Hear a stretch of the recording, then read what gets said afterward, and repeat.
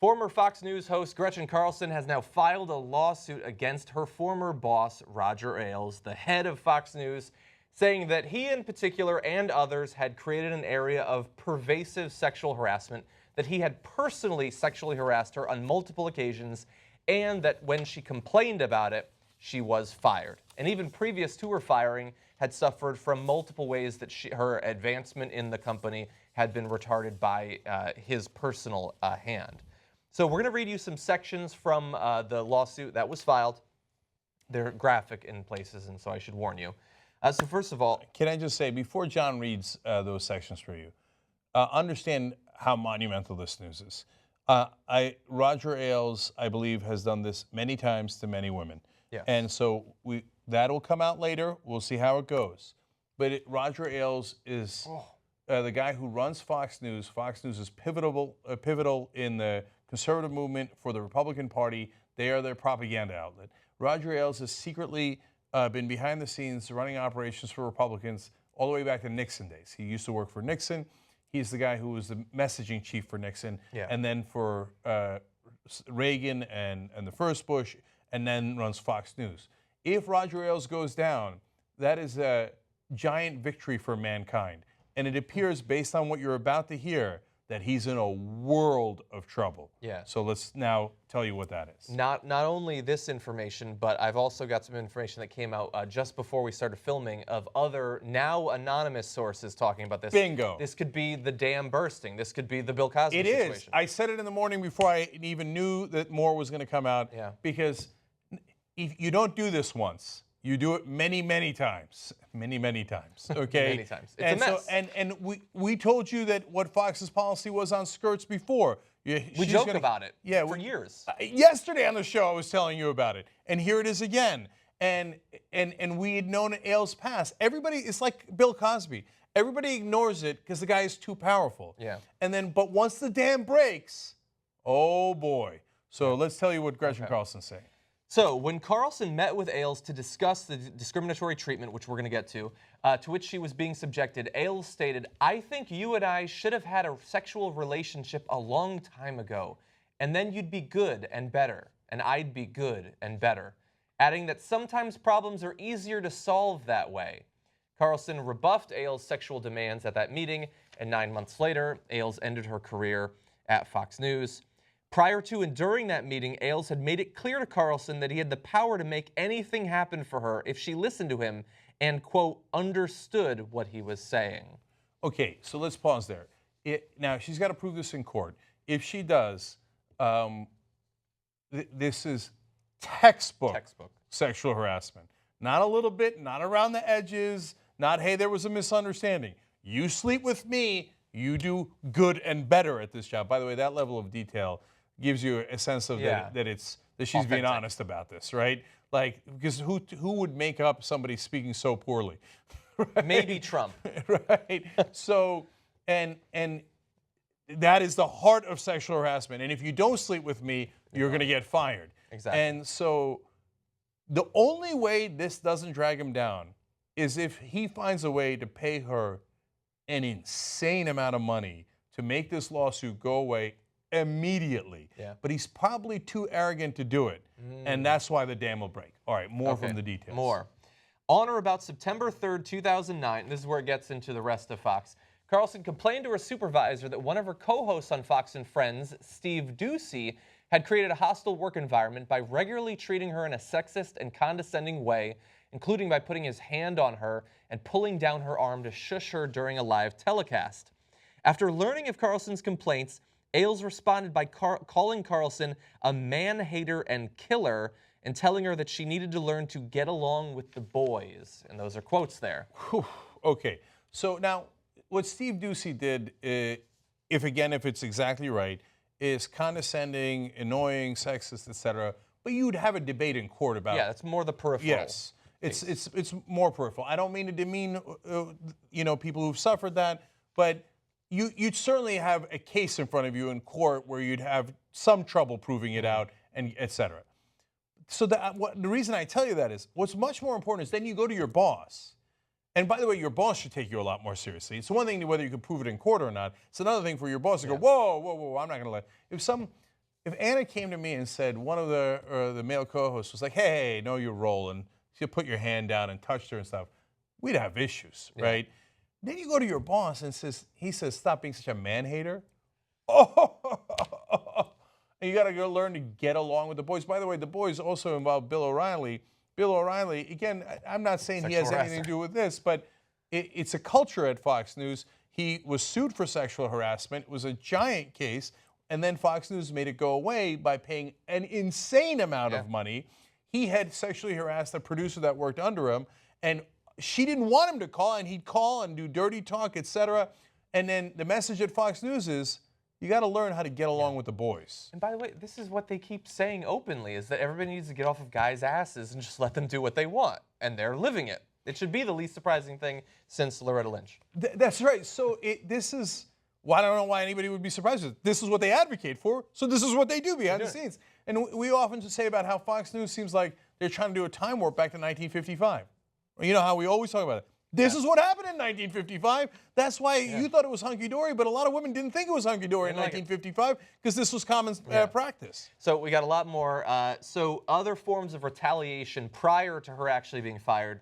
Ailes retaliated against Carlson and damaged her career by, among other things, assigning her fewer of the hard-hitting political interviews that are coveted by political correspondents, notwithstanding that she had received acclaim for her political interviews.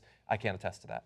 Removing her from her regular once-a-week appearances on the highly rated Culture Warrior segment of The O'Reilly Factor, reducing her appearances during the 6 a.m. hour where she had generated increased ratings, and directing that she not be showcased at all. So, look, this is how they punish you. Now, again, this is her case. Every word in there isn't necessarily 100% true. That's why you go to court and you figure out what's right and what's wrong. Okay, but I know from my experience that there are ways that they favor you and disfavor you, management, if you know how to be a team player, not to be a team player. Now, in this case, if you take her off the most highly rated show, believe me, that's a sign to you you're not a team player. Yeah. You could argue about the 6 a.m. hour, although there are hours that are more highly rated, and it's not rocket science to figure it out. So if you have the 8 p.m. show, that's the best show usually on a network, not every time, but that's a coveted time slot. If you get taken off a coveted time slot or a highly rated show, you are being punished. Yeah. It reminds me of the Ashley Banfield case where she spoke out against the Iraq War. Not only did they take her off the air, they wouldn't let her get out of her contract, but they moved her into a closet. So they moved her office into a closet. Now, that's not this case. It's a totally different case. But these are the things that they do in TV to let you know you better play ball. Yeah. Now, and oftentimes it's usually to play corporate ball. In this case, it's a totally different kind of ball. Yeah. Now, look, talking about her being taken off some of the shows, Ailes could try to explain, oh, I had such and such reason for it. But really fast, I want to run through some of the other specific instances of harassment because it's laying out that this isn't like he said something bad. It's repeated, recurring harassment that it's going to be, I believe, if she was taking notes, recording things, stuff like that, easier to prove, including on those occasions when he spoke directly with Carlson. Ailes injected sexual and or sexist comments and innuendo into their conversation by, among other things, claiming that Carlson saw everything as if it, quote, only rains on women, and admonished her to stop worrying about being treated equally and getting, quote, offended so goddamn easy about everything.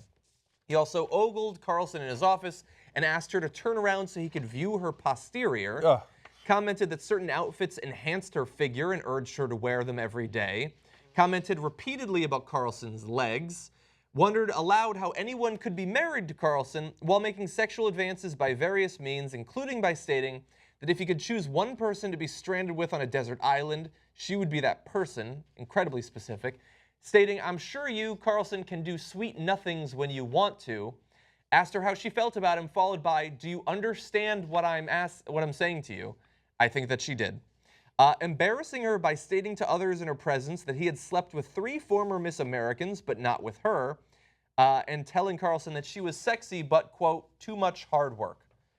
By the way, I just cut out a few of them. There's tons of other stuff in that report. So let's list all the things that are way beyond acceptable.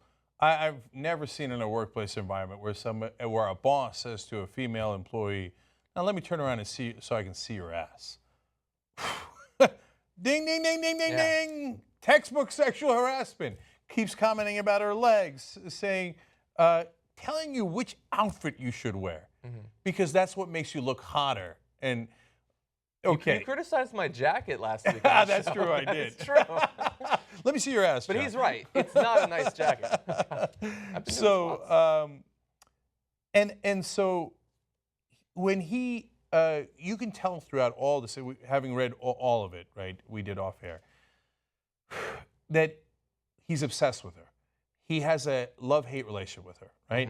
He really wants to be with her, but every once in a while he'll strike out at her, like in his frustration, right? I get it. I mean, I have Andre Centauros. But I've never actually sexually harassed her, and I'm not in a position of power. Whereas he might have. Yes. Now, we want to turn just briefly to information that came out or later on today. An anonymous source, so far anonymous, from Fox News, telling the Huffington Post, we thought it would happen after she was taken off of Fox and Friends. She kept quiet because Roger gave her the afternoon show, but everyone at Fox knew it was eventually coming. He hated her, and he would tell people that she was a, quote, crazy vindictive bitch. Another Fox News contributor... Hold. That is exactly what you say after you've already made advances on someone. They have rejected those advances. Yes. You are afraid that they will later come out with that, so you preemptively say, oh, what a crazy vindictive bitch. Yeah. Why? What is she going to be vindictive about? Yeah. She hasn't done it yet, so how do you know she's going to be vindictive? Yeah. So, no. That's your preemptive defense. Preemptive strike, yes. Yes. Let's see. Another anonymous Fox News contributor says, he asked me to turn around so he can see my ass. Another one. He's got a thing. This is his thing. No, it's going to be almost all of them. You wait and see. Yeah. You think he didn't say that to Kilmeade? That's awful. But I do believe that it will spread. And look, this is potentially going back years. I mean, the number, it's not just a couple of hosts. Other contributors, people that he considered for jobs. I mean, this could stretch into the dozens for all we know. More information from this anonymous source. He always brags to people about how he doesn't do polling or testing when he chooses his on-air talent. He told me that if he was thinking of hiring a woman, he'd ask himself if he would fuck her. And if he would, then he'd hire her to be on camera. He then said if it was a man, he'd think about whether he could sit down for a baseball game with him and not get annoyed of him. If he could, then he'd hire him. So slightly different standards there for how you get hired. It does appear to be slightly different. I'm not sure that I buy that last part because there's no way that Steve Ducey passes that baseball test. So another thing we'd said on the Young Turks many times, it looks like they're all the same woman. There's a meme that went around a couple of years ago about blondes on Fox News. There was the idea that they might not even hire anyone that wasn't blonde. Now, that's not true. They have a couple of non-blondes, obviously. But largely, there is a type. Now you find out it's because it's Roger Ailes' type. He's only hiring the people that in his fantasies he'd like to sleep with. Then asking them if they'd fulfill those fantasies. Yeah. So this is as creepy a story as you can get. Now, there's another story that I heard that I won't bring up the names because it was private. It was off the record. But it was of another network executive that had done something like this. And I was shocked. It was, no way. But that's because we're naive. These are older men who grew up in a different time with a ton of power. And in the case of Roger Ailes, thinks it should be a man's world. This should be my role, and that should be your role. I have my anchor say it on the air all the time. So now we should be really that surprised from a guy who has misused his power before, bullied people, who has, by the way, a department where they investigate other network stars and executives. That guy, you're surprised is doing this? I'm not remotely surprised.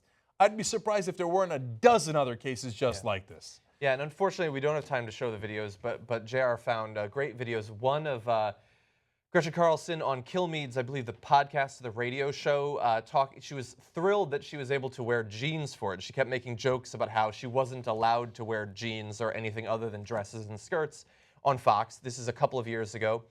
She once walked off the set of Fox and Friends after Kilmeade made some sexist jokes. Now, she's smiling. She might be joking around, but it might not be joking, actually.